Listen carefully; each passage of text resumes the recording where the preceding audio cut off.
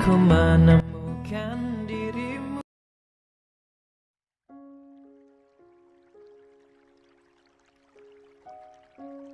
(205) Mang Jaja pasti kerjasama dengan alien buat bawa mama sama papa pergi, Oma. Iya, menyeka air mata. Mama Feni masih kewalahan menenangkan cucunya saat terdengar suara mesin mobil terhenti di depan. Sontak anak lelaki itu menghentikan tangisnya. Kemudian segera berlari. Menuruni tangga untuk menyambut kedua orang tuanya. Jagoan papa kenapa ini nangis-nangis? Alben langsung menggendong tubuh mungil. Itu. Beri takut mama sama papa diambil alien, jawab anak lelaki itu. Kayaknya mimpi buruk, terus ke kamar kalian. Mama pikir kenapa dia nangis tengah malam, ucap Mama Feni. Memang kalian dari mana? Abis menjalankan tugas negara, Mah. Si Dede minta macam-macam. Oh, sahut wanita itu paham. Mama Feni lantas berpamitan dan kembali memasuki kamar. Alben melirik Kalika yang berdiri di sisinya. Terancam gagal. Bri mau ditemenin papa tidurnya. Mau sama mama papa, ucap anak lelaki itu sambil menyandarkan kepala di bahu sang papa. Ya sudah, kita ke kamar Bri aja, ya. Anak lelaki itu menyahut dengan anggukan. Membuat Alben mendesahkan napas panjang. Beneran gak jadi mukbangnya. X. Mentari mulai menampakkan bias cahaya di ufuk timur ketika Yo membuka mata dan menemukan dirinya sedang memeluk sang istri layaknya bantal guling. Sontak lelaki itu terkejut. Beruntung Iren juga masih tertidur. Perlahan Yo melepas pelukan dan sedikit memberi jarak. Iren merentangkan tangan ke samping. Hingga tangannya mengenai wajah suaminya. Membuat wanita itu terbangun kala merasakan bulu-bulu halus yang tubuh di sekitar wajah suaminya. Sontak Iren terlonjak saat membuka mata dan menemukan dirinya berada dalam posisi yang sangat dekat. Bahkan bibir mereka hampir bersentuhan. Maaf, aku tidak sengaja, ucap wanita itu gugup. Tidak apa-apa. Iren langsung melihat ke arah jam dinding. Waktu menunjuk ke pukul 5.30 pagi. Aku mau salat dulu. Iya, bareng aja ya. Wanita itu mengangguk pelan, lalu segera bangkit dan memasuki kamar mandi dengan tergesa-gesa. Sementara Yo turun dari tempat tidur dan membuka pintu. Raffi. Gumamnya pelan, saat menemukan Raffi tertidur di depan pintu. Astagfirullah. Kenapa tidur di sini, nak? La segera mengangkat tubuh kecil itu dan membaringkan di tempat tidur. Yo menebak bahwa Raffi berada di sana sejak semalam. Perlahan anak lelaki itu membuka mata. Kenapa semalam tidur di depan pintu? Tanya Yo, membelai puncak kepala anak lelaki. Itu, Om Yo nggak pukul ibu, kan? Pertanyaan itu membuat Yo menatap Iba, lantas memeluk Raffi dan mengusap puncak kepalanya. Kasihan kamu, nak. Teks. Tawa bara menggema di dalam ruangan saat mendengar curahan hati Yo yang gagal di malam pertamanya. Ayah satu anak itu tampak puas mendengar segala kemalangan yang dialami sang sahabat. Sabar, Yo. Hidup memang sebrengsek itu. Kadang mau malam pertama malah dapatnya malam kelam. Yo tak menyahut. Ia terduduk sambil menekuk wajah. Pelan-pelan aja. Takutnya malam pertama malah jadi malam terakhir. Kamu ingat Galih, kan? Malam pertama maksa, malah ditinggal selama 5 tahun. La kembali tertawa puas, tanpa menyadari Galih sudah berdiri di belakang dengan wajah datar. Kira-kira si boy nangis nggak ya kalau kehilangan bestinya yang satu ini? Ucap Galih, terdengar menakutkan di telinga Bara. Bara merasakan bulu-bulu halus yang tumbuh pada tubuhnya ikut berdiri setelah mendengar suara Galih yang tiba-tiba muncul di belakang punggungnya. Lelaki itu sontak berdiri meninggalkan tempat duduknya. Tersenyum kecut. Ada bos. Silahkan duduk. Sambil mempersilahkan lelaki itu untuk duduk. Galih masih menatapnya datar. "Yo, kenapa kamu tidak eksekusi saja dia? Kalau tidak kasihan dengan Alea dan ibunya, pasti sudah." Lagi, Bara menerbitkan senyum paling cerah yang ia miliki. "Kalian terlalu sensitif. Membahas malam pertama memang bisa mengubah orang, ya. Termasuk mengubah sopir menjadi psikopat, begitu kan maksudmu?" Balas Yo masih dengan tatapan mengerikan. "Kamu kan memang sudah berhenti dari posisi sopir, Yo. Sudah ada gantinya, kan?" "Benar. Makanya aku mau cosplay menjadi psikopat. Pasti menyenangkan. Iya kan?" Bara terdiam. Buru-buru meninggalkan ruangan itu, sebelum menjadi korban amukan Yo dan Galih. Kekeks. Waktu menunjukkan pukul 7 malam ketika Yo tiba di rumah. Menurut saran dari Bara, ia harus bisa memanfaatkan momen apapun untuk menjalin kedekatan dengan istri dan anak sambungnya. Bahkan sebelum pulang ke rumah, Yo menyempatkan diri mampir ke sebuah toko mainan anak dan membeli robot-robotan dengan harga yang cukup mahal untuk Raffi. Tentu saja hal itu membuat Raffi kegirangan, meskipun tak berani menunjukkan ekspresi senang yang sebenarnya di hadapan Yo. Seperti sebuah keluarga sempurna, ketiganya sedang menikmati makan malam dengan duduk bersama di meja. Raffi tidak bilang terima kasih, ucap Iren, kala melihat putranya sejak tadi terdiam. "Makasih, Om." Raffi menatap ayah sambungnya ragu. Membuat Yo mengulas senyum sambil membelai puncak kepalanya. "Sama-sama, Nak. Nanti hari Minggu kita jalan-jalan ke kebun binatang. Kamu belum pernah, kan?" Anak lelaki itu menggeleng. "Oh ya, pendaftaran Raffi di sekolah sudah selesai. Dia bisa masuk sekolah mulai besok." Yo menatap Iren. Wanita itu terdiam sejenak, memikirkan uang yang akan dikeluarkan suaminya untuk Raffi. Bersekolah di tempat yang sepertinya khusus untuk anak orang kaya benar-benar tidak cocok untuk Raffi. Ia takut akan membebani Yo, mengingat suaminya itu hanya seorang sopir. Kenapa Raffi tidak didaftarkan ke sekolah biasa saja? Sekolahnya Boy pasti mahal. Iren berucap ragu. "Tidak apa-apa. Bos yang minta. Lagi pula semua anak-anak sekolah di tempat yang sama. Semua anak di keluarga Darmawan bersekolah di tempat yang sama dan hanya beda gedung. Bian, Bri, Vio dan Alea berada di taman kanak-kanak yang sama, sementara Boy dan Raffi akan berada di sekolah dasar yang sama." "Terima kasih, Kak. Maaf kalau sudah membebani." "Sama sekali tidak."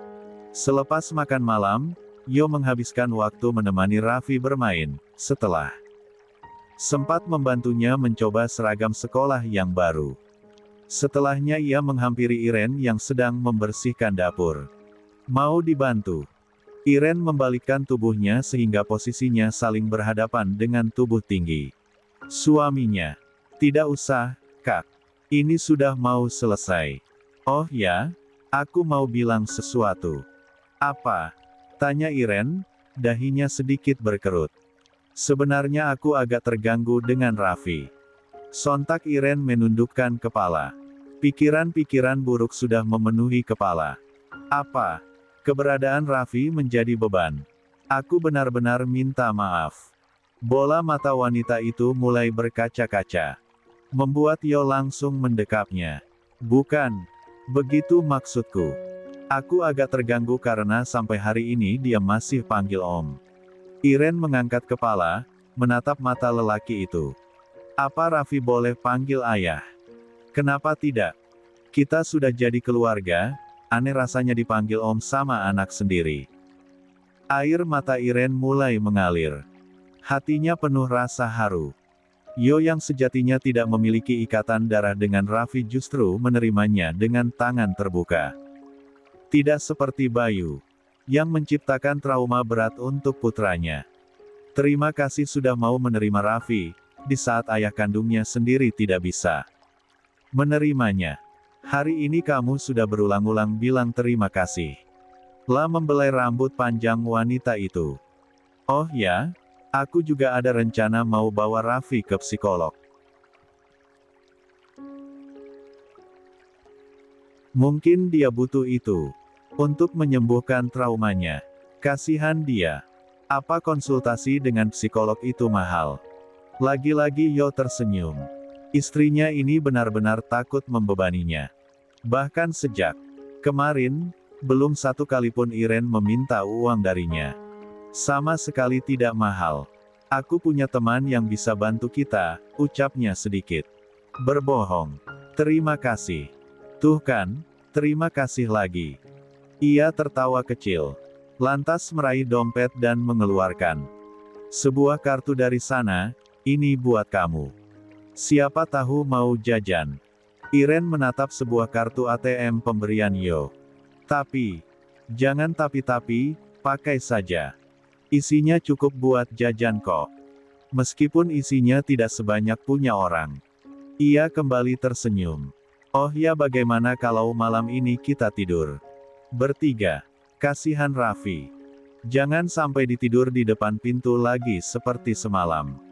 Tapi apa kamu tidak akan terganggu? Terganggu kenapa? Mengatupkan bibir, Iren kembali ragu. Terlebih, mereka adalah sepasang pengantin baru. Normalnya, pengantin baru pasti ingin menghabiskan waktu berdua dengan pasangan. Aku mengerti. Kamu dan Raffi butuh waktu. Dan aku bisa menunggu. Iren benar-benar merasa Yo sangat berbeda dari Bayu. La begitu lembut dan perhatian. Bahkan terhadap Raffi. Lagi pula besok Raffi mau sekolah, kan? Malam itu benar-benar dihabiskan Yo dengan menemani Raffi bermain. Ia tidak membiarkan Raffi tidur sendiri, sebab khawatir anak sambungnya itu akan tidur di depan pintu sama seperti semalam. XX. Keesokan harinya, Raffi terduduk di sebuah kursi dengan tatapan tertuju pada teman-teman sekelasnya. Sejak pertama kali memasuki sekolah hingga jam istirahat, ia sama sekali belum memiliki teman. La merasa terasing seorang diri. Satu-satunya yang ia kenal hanya Boy, yang berada di kelas yang berbeda. Anak sopir, anak sopir. Raffi menoleh pada seorang anak lelaki seusianya yang sedang mengolok dirinya. Sejak mengaku sebagai anak sopir, beberapa di antaranya mengolok-olok. Kamu anak sopir, kan? Seharusnya nggak sekolah di sini, ucap salah satu lainnya. Raffi menunduk. Kedua tangannya terkepal di bawah meja. Teks. Iren melangkah tergesa-gesa memasuki halaman sekolah. Setelah mendapat telepon dari pihak sekolah yang mengabarkan bahwa putranya memukuli siswa lain, ia segera memesan taksi online. Bahkan ia tidak berani melaporkan kejadian ini kepada Yo dan memilih ke sekolah seorang diri. Begitu memasuki sebuah ruangan, terlihat seorang anak yang sedang menangis, dan juga Raffi yang terduduk di sebuah kursi dengan kepala menunduk. Kenapa si anak liar seperti ini besia sekolah di sini? Ucap wanita itu. Iren merasakan tubuhnya meremang. Ia segera mendekati Raffi dan memeluknya. Kamu kenapa, nak? Ibu guru kamu berkelahi. Bukan berkelahi, tapi memukuli anak saya, sahut wanita itu sambil memeluk putranya yang sedang menangis. Kalau suami cuma kerja jadi sopir jangan sok-sokan masukkan anaknya ke sekolah ini, dong. Memangnya sanggup bayar? Raffi belum mampu mengucapkan sepatah kata pun sejak melihat ibunya datang dengan wajah penuh cemas. Kini ia malah khawatir ibunya akan ikut dihina seperti dirinya tadi. Apalagi ibu dari anak yang ia pukul tadi tampak penuh amarah. Saya minta maaf, Bu. Ini hari pertama anak saya masuk ke sekolah ini. Raffi mengangkat kepala menatap ibunya. Suaranya terdengar pelan di telinga, terkesan penuh rasa bersalah. Diajarin dong anaknya, Bu. Masa main pukul aja? Kalau anak saya kenapa-kenapa, Ibu bisa tanggung jawab. Ketus wanita itu. Sekali lagi saya minta maaf, Bu. Dalam hati Raffi kembali bertanya-tanya, Mengapa ibunya terus meminta maaf, padahal ia memukul dan berkelahi dengan anak itu karena menghina ibu dan ayahnya.